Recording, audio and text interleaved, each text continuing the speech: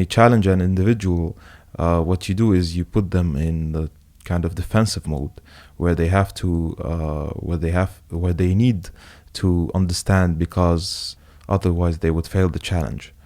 Challenging people could be done in many ways.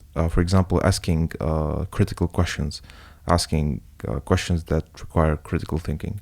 By example, we are having a normal day-to-day conversation, and I ask you, look, Ramzi, well, I've been thinking, what's the point of multiplication when multiplication is just repeated addition?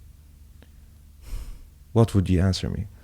Like, what's the point of saying there's something called multiplication such that, 2 times 3 is equal to 6? Well, you know what I'll tell you? I'll tell you simplification. Simplification. Yeah, that is the answer.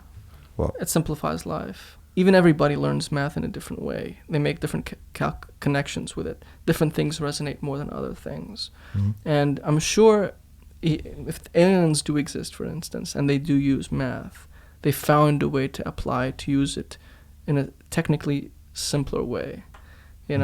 I've talked to many experts, and whenever I ask them about simplification of their field, they always are very resistant to this kind of, like, you can't simplify this shit, man. You need to understand it all, or it won't work. But like we saw with coding and computer science, now coding languages are much more effective and simpler. Mm. Maybe you don't need to understand what each little phrase means, as long as you find a way to make it work.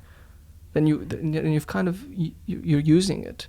Unless you're trying to develop it and make it even more efficient and simpler, then you need to really get what each part really means.